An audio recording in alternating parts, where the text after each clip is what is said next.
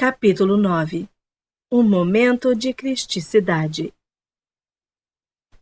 A letra correta da verdade, ou seja, os princípios da vida espiritual necessários ao desenvolvimento que estamos buscando, são incorporados aos princípios enunciados nos capítulos anteriores.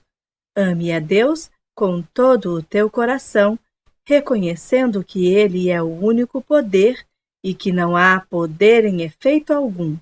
Ame o teu próximo como a ti mesmo, abstendo-se de todo julgamento, tanto para o bem quanto para o mal, perdoando 70 vezes 7 e rezando pelos seus inimigos. Reconheça a natureza infinita de um único ser. Comece a transbordar, ciente de que quanto mais der, mais lhe será dado. Manifeste Deus e não coisas. Medite sobre Deus e suas coisas, e viva somente neste momento, que é o único momento que existe. A profunda percepção de alguns desses princípios, vivendo e trabalhando com eles dia após dia e semana após semana, seria suficiente para transformar nossa vida e nos conduzir ao reino dos céus. Em vez de tentar compreender o significado pleno da verdade no curto espaço de um dia ou de uma semana, com a leitura deste ou de qualquer outro livro, deveríamos começar a trabalhar um princípio por vez, em meditação diária, durante pelo menos um mês, habitando nele até que seu significado interior seja revelado e se torne o espírito que vivifica. E em seguida, observar até que ponto nossas palavras e nossos atos se harmonizam com ele. Só assim o princípio se tornará osso dos nossos ossos e carne da nossa carne. Muitas vezes deixamos a pressão do mundo nos roubar, não só nossa paz, mas o tempo de silêncio e de renovação que transformam nossas vidas. Se desejarmos experimentar Deus sinceramente, não deixaremos nada interferir em nossa determinação e nesse inabalável propósito. Certamente, conhecemos pessoas que já descobriram como fazer isso. Elas são capazes de realizar uma tremenda quantidade de trabalho sem parecer pressionadas pelo tempo e sempre, mesmo em meio a circunstâncias mais adversas, se mostram calmas e serenas. Entram e saem de confusão e suportam qualquer pressão com uma postura tranquila e uma calma imperturbável. Qual é o segredo? Como desenvolveram essa habilidade?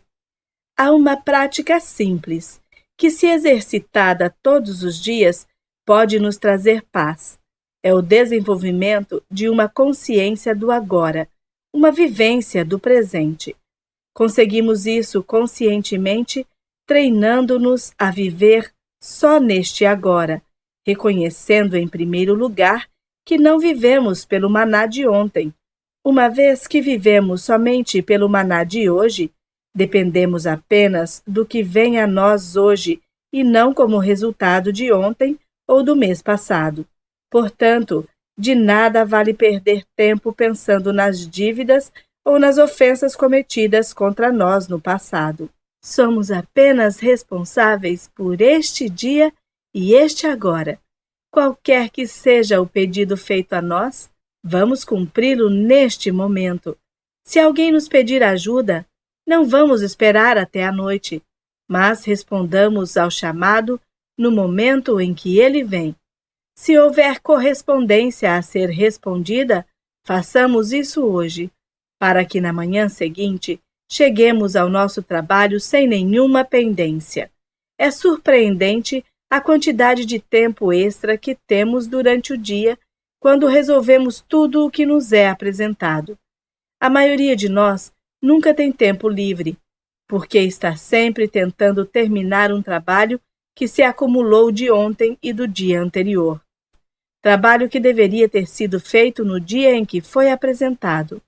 A prática do agora desenvolve uma consciência totalmente sem pressão externa, porque a única coisa a fazer é o que surge nesse exato momento.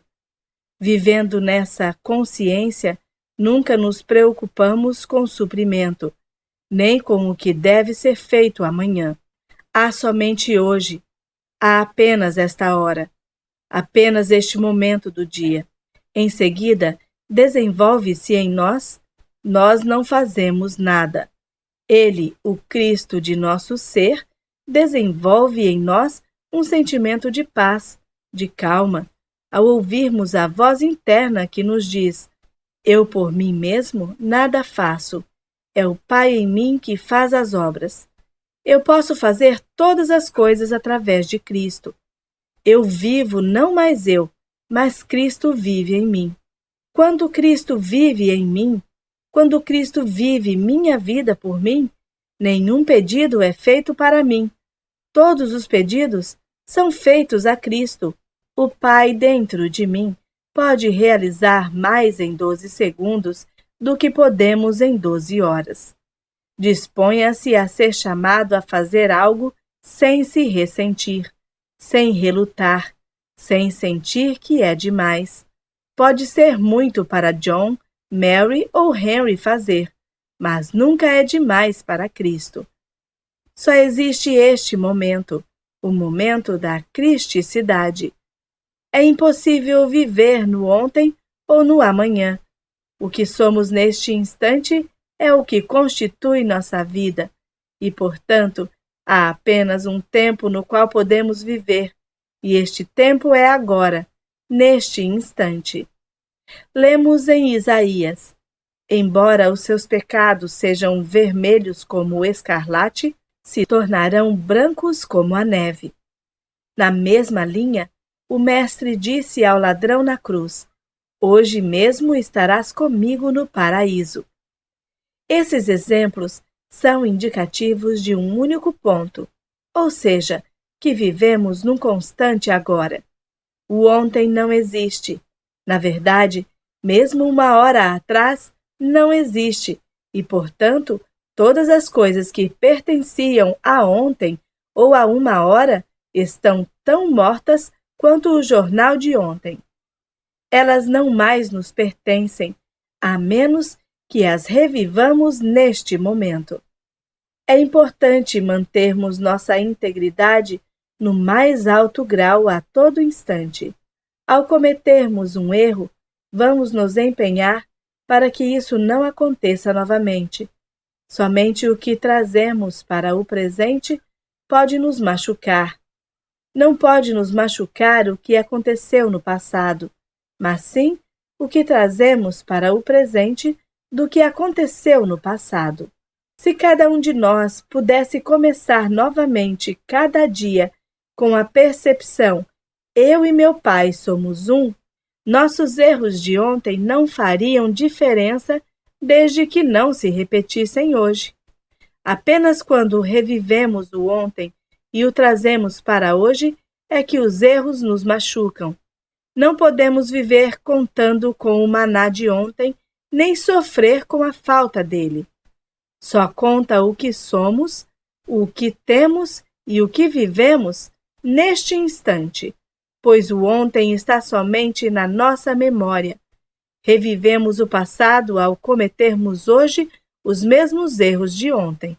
Se revivermos nosso ódio, nosso medo e nossa animosidade de ontem, eles estarão vivos e ativos em nossa vivência do hoje, nos sujeitando à punição das leis cósmicas, uma vez que entramos em desarmonia com as leis do Cristo. Porém, neste momento, lembremo-nos de que o ontem se foi para sempre, o amanhã nunca virá, há apenas o hoje, e hoje o amor é a plenitude da lei. Neste momento eu reconheço o Cristo como meu ser, eu o reconheço como a vida do meu amigo ou inimigo. Eu só reconheço o Cristo. Portanto, neste instante, somos a consciência do Cristo.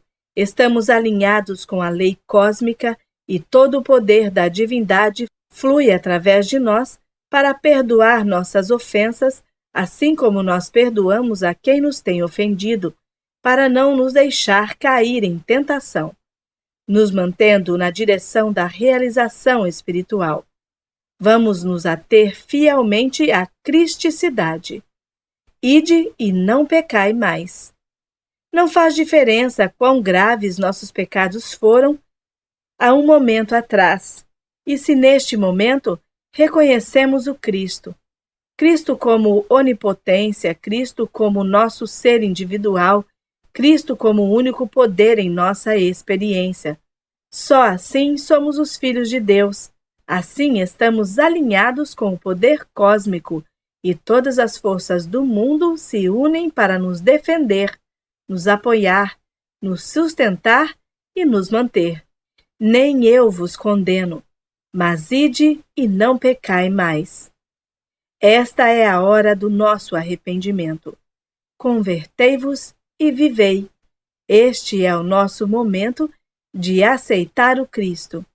É o momento de decidir a não nos entregarmos mais ao ressentimento, à vingança ou à retaliação, nem nos vestirmos com qualquer armadura que nos defenda da maldade ou dos pensamentos de alguém, pois neste momento estamos em nossa cristicidade. Não só estamos em nossa própria cristicidade, mas na de todos os seres, pois só estamos em nossa cristicidade se acreditamos que ela está também nos outros. Quando vemos cristicidade no universo, quando vemos Cristo aparecendo na forma humana, animal ou vegetal, todo o poder do cosmos atua em nós. Ele fará maravilhas, até mesmo em nosso corpo ao levantá-lo, ressuscitá-lo, resgatá-lo e espiritualizá-lo, de modo que até mesmo o corpo torna-se o templo do Deus vivo, e não mais carnal ou mortal. O corpo carnal se transforma em sua realidade espiritual apenas no momento da cristicidade. O ontem se foi, velhos dias se foram. Nossas animosidades, ciúmes, brigas, o que é isso? Em circunstâncias normais, representam apenas a ignorância humana. Mas o que acontece quando são causadas por aqueles que reconheceram o Cristo? Tornam-se maldade espiritual no mais alto grau. Se uma pessoa aceita o Cristo, coloca o manto e adota a cristicidade, e depois volta a cometer os erros humanos, uma dupla punição é exigida, porque ela entendeu a lei e conscientemente a violou. Agora sim está pecando conscientemente e não por ignorância. A palavra final é ide e não peques mais. Esta vida não é nossa, esta vida é de Deus. Pertencemos a Deus, e Ele é responsável por nossa vida e por nossa plenitude. Tudo de bom que acontece em nossa vida é Deus em ação. O mal acontece quando a palavra eu é introduzida. Eu, John, eu, Mary, eu, Henry. Não cabe a nós nos vangloriar nem nos condenar ou assumir responsabilidade. Quando a responsabilidade vem, não deixemos que o eu humano se mostre e diga: como posso fazer isto? Como posso aperfeiçoar aquilo? Não tenho forças e nem dinheiro suficiente. Jesus não permitiu que a palavra eu sobressaísse quando ele foi chamado para alimentar as 5.000 pessoas. Pelo contrário, reconheceu que não poderia fazer nada sozinho. À medida que estudamos, lemos ou meditamos, desenvolvemos um estado de consciência que reconhece o Pai interior como o único ator e a única atividade. Assim estamos preparando o caminho para uma verdadeira experiência de Deus. No momento em que temos uma experiência de Deus, não vivemos mais nossa própria vida. Deus vive sua vida sendo nós. Nossa única função é ficar calmos e silenciosos. É como olhar sobre o ombro e observar Deus realizar tudo. Ao nos tornarmos espectadores de Deus e de sua atividade, todo o sentido de responsabilidade pessoal cai por terra. Toda manhã começamos nosso dia com um sentimento de esperança de que o Pai irá se apresentar a nós.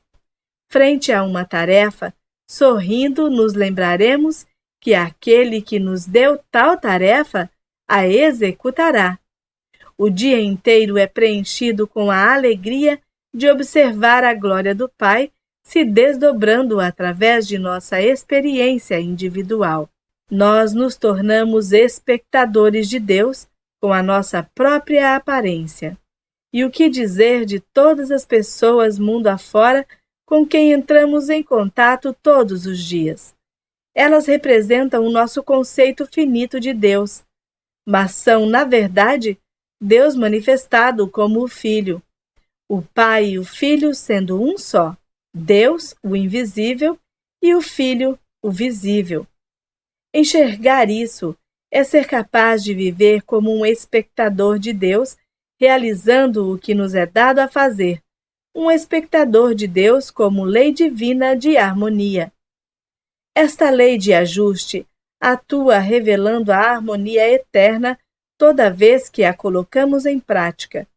Nos relacionamos em família, na comunidade e no trabalho. Cabe a Deus verificar se somos gratos uns aos outros, se cooperamos uns com os outros, porque essas atividades são do amor, e o amor é de Deus, não do homem. O homem é apenas o veículo para que o amor se expresse. Cristo é a força motivadora de nossa vida. Portanto, não somos nós que seremos louvados ou censurados, mas Cristo. Se, contudo, este Cristo não é compreendido, pode ser condenado. Mas não há condenação para quem sabe que apenas o Cristo está atuando nele, pois no amor e na graça de Cristo, qualquer condenação pode ser dissolvida. Somos unidos a tudo e a todos no mundo quando constatamos que tudo deve vir de Deus, e só pode vir dele. O medo e a preocupação por não termos conhecimento ou sabedoria suficientes para desempenhar nossas responsabilidades são dissipados quando percebemos que não é a nossa sabedoria ou nosso conhecimento, mas a sabedoria, a compreensão, a justiça e a benevolência de Deus que governam todos nós. Toda a questão gira em torno do uso e do significado das palavras eu, mim, meu. Minha sabedoria, minha força, minha compreensão. Sua apreciação ou sua gratidão. E se já aprendemos o bastante para perceber.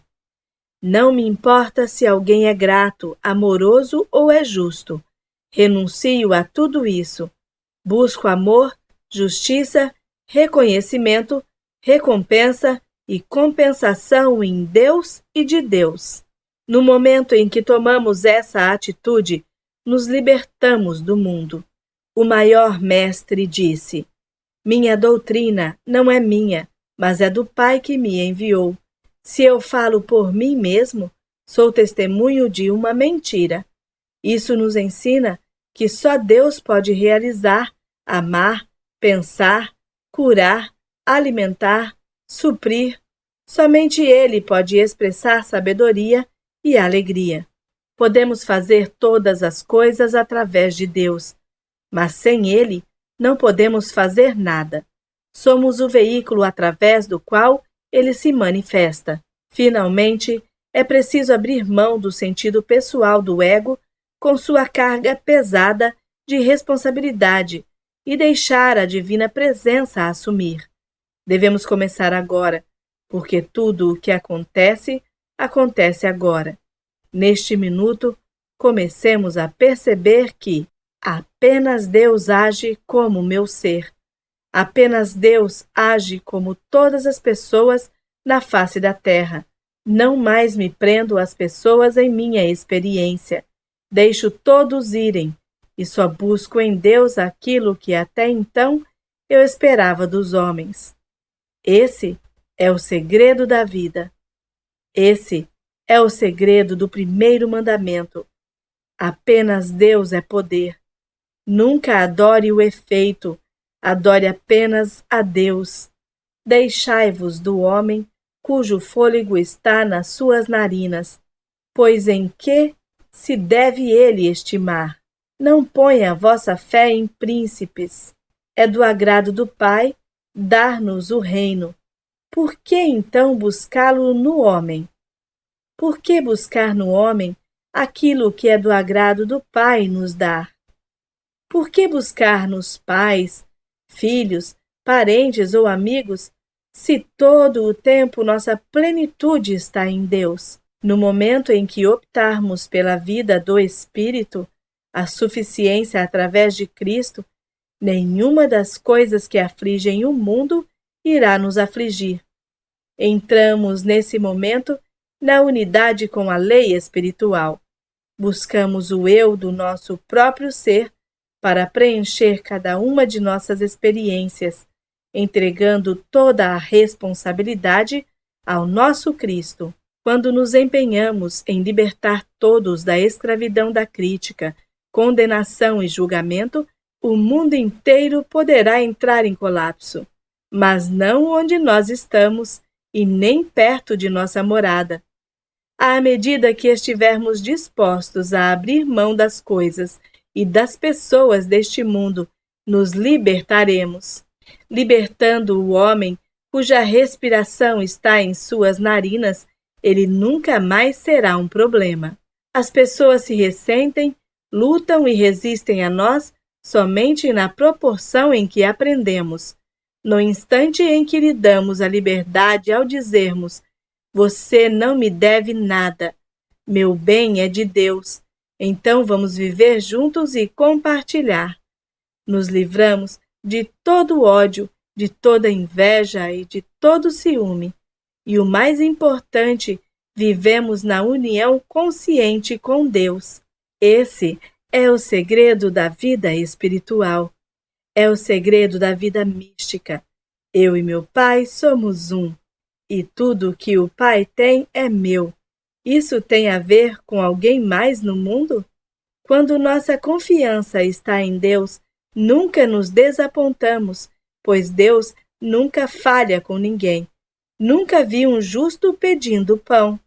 Os justos vivem em obediência à lei espiritual, a lei de não ter outros deuses senão a mim, amando o seu próximo como a si mesmo, orando por seus inimigos, perdoando 70 vezes 7, não prendendo ninguém em cativeiro, buscando apenas o Cristo quando carentes de algo. A pessoa que vive assim nunca mendigará por pão. Isso constitui a justiça.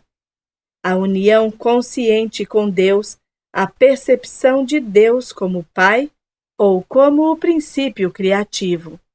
A percepção dele como apoio e suprimento, como saúde de nosso corpo. A percepção de que nosso suprimento vem de Deus, que só Ele pode amar, e, portanto, não precisamos buscar o amor nos homens, mas deixar fluir o amor do Pai através de nós para os homens, sem exigir recompensa, pois o amor vem dele e não de nós. O caminho é o sigilo e o silêncio. Dentro de nós há um profundo poço de contentamento, um imenso silêncio que tudo envolve, no qual podemos descansar e através do qual nos vem o bem. Busque a presença de Deus e descanse. Busque a consciência da sua presença. Na quietude e na confiança estará a nossa força. Ele nos conduz junto às águas tranquilas e em verdes pastagens, onde podemos descansar das contendas, das lutas e dos esforços, e contemplar a glória de Deus se levantando sobre nós. Esse é o significado embutido no caminho infinito. Compreendendo isso, entramos no santuário, onde nem o ruído do mundo, nem as preocupações nos alcançam. Onde fica esse lugar? Fica nas profundezas de nossa própria consciência, nas profundezas de nossa própria alma, quando nos abstemos dos dissabores, das lutas e das preocupações.